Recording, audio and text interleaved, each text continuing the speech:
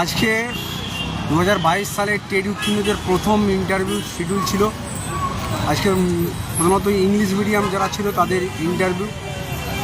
এই লাইভটা একটু আমাদের বিভিন্ন গ্রুপে শেয়ার করে দাও যারা এই লাইভটা দেখছো। তো এই মতো আমরা একজন দাদাকে পেয়ে গেছি যিনি ইন্টারভিউ দিয়ে এই মুহূর্তে বার হলেন। তিনি বলবেন। নমস্কার দাদা, আপনার দিন শুভ হোক, আশা করি আপনার সৌভাগ্য পূর্ণ হবে। তো আপনার দাদা, আপনার নামটা? আমার নাম অচিন্ত মল্লিক। দাদা অচিন্ত মল্লিক, বলছি আপনি যে ইন্টারভিউ রুমে গেলেন সেখানে কি প্রসেসটা একটু প্রথম থেকে বলবেন। সর্বপ্রথমে ডকুমেন্টস ভেরিফিকেশান হলো।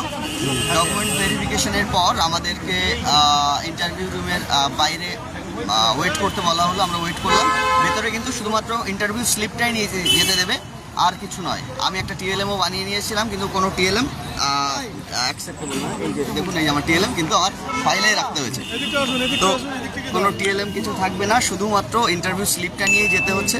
আর ভেতরে যাওয়ার সময় আমাকে কিছু প্রশ্ন করেছিল, যেমন চাইল্ড পেডাগজি থেকে সিসিই কি, তারপর রিভিশন কতটা জরুরি, তারপর যে আমাকে জিজ্ঞেস করেছে আপনি কী করেন। আমি বলছি আমি ইংলিশ মিডিয়ামে পড়াই। তা আপনি বললো যে আপনি যে এনভায়রনমেন্টে পড়ান, আর পশ্চিমবঙ্গে এনভায়রনমেন্ট তো আলাদা, এখানে ফ্যান নেই, লাইট নেই, 200 ছাত্রছাত্রী, আপনি কী করে ট্যাকল করবেন। যে আমি আসলে আমার রুটটা ওয়েস্ট বেঙ্গলে, তাই চ্যালেঞ্জেসগুলো আমি খুব ভালো জানি। তো তারপর যখন ডেমোর ব্যাপারটা এলো তখন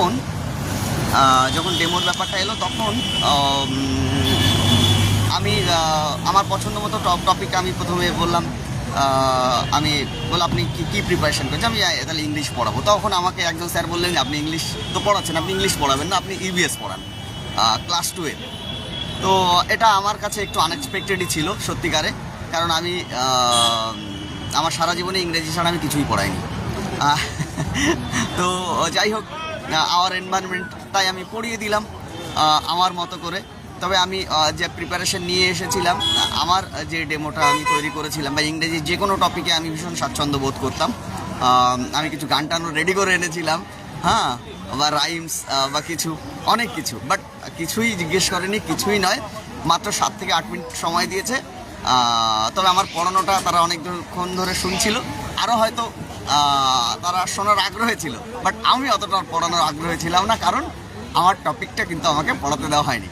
আচ্ছা দাদা, টেবিলে কতজন ছিল? 3 জন ছিল, 2 জন ম্যাডাম, 1 জন স্যার। 2 জন ম্যাডাম, 1 জন স্যার। আপনি যে প্রথমে গেলেন সেখানে ডকুমেন্টগুলো আপনি একটা টেবিলে ভেরিফিকেশন করা ডকুমেন্টগুলো কি আপনার সঙ্গেই ছিল না? ডকুমেন্টসগুলো আমার সঙ্গে ছিল, কিন্তু ইন্টারভিউ রুমে যাওয়ার আগে ডকুমেন্টসগুলোকে ইন্টারভিউ রুমের বাইরে একজন অবজারভেশনে থাকছেন, সেখানে রেখে যেতে হয়। আচ্ছা, ঢোকার পরে মানে আপনাকে কি প্রশ্ন করা হয়েছিল? Introduce yourself. Interview sir. তার পরবর্তী ক্ষেত্রে কি প্রশ্ন করা হয়েছিল? তারপর আমাকে জিজ্ঞাসা করা হয়েছিল যে আপনি ইংলিশ মিডিয়ামে পড়ান, তাহলে ইংলিশ মিডিয়ামের যে এনভায়রনমেন্ট আর এখানকার এনভায়রনমেন্ট সেটা সম্পূর্ণ আলাদা। সেই জায়গায় দাঁড়িয়ে আপনি কিভাবে এটাকে কোপ আপ করবেন। তো আমি আমার সাধ্যমতো উত্তর দিয়েছি। যে ওখানে যারা বসে আছে ইন্টারভিউ নিতে, তারা কি মানে কোঅপারেটিভ করছে? হ্যাঁ, তারা কোঅপারেটিভ। তবে ওই আমার একটা জায়গায় আমার যেটা আমি বললাম যে আমার টপিকটা পড়াতে দেওয়া হয়নি, otherwise they are very pleasant.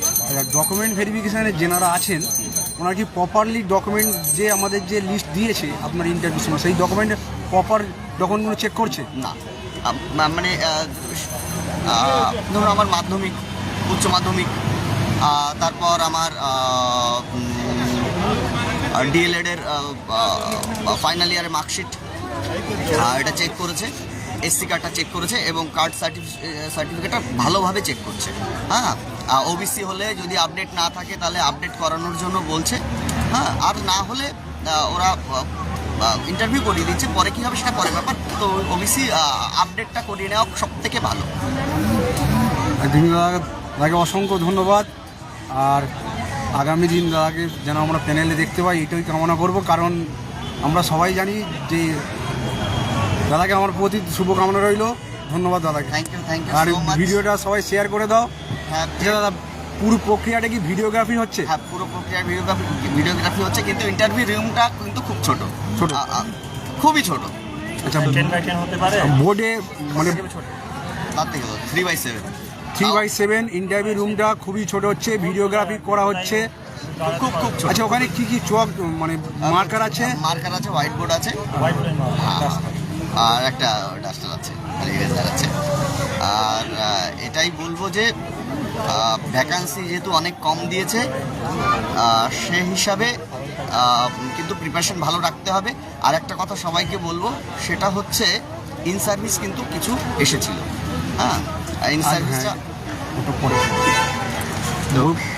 বলছি দাদা, যারা 22-এ টেট উত্তীর্ণ, যারা আগামী দিনে বাংলা মিডিয়ামে মানে ইন্টারভিউ দেবে, তাদের উদ্দেশ্যে আপনি কি বলবেন? তাদের উদ্দেশ্যে বলবো, তারা আমার এতদিনের সংগ্রামী ভাই, বন্ধু, সাথী। তাই মনোবল না হারাতে লড়াই করতে হবে। হ্যাঁ, হাল ছেড়ো না বন্ধু, হাল ছেড়ো না, বরং কণ্ঠ ছাড়ো জোরে। দেখা হবে তোমায় আমায় নতুন গানের ভরে। সবাইকে অনেক অনেক শুভকামনা। দেখুন দাদা টিএলএম করে নিয়ে এসেছিল।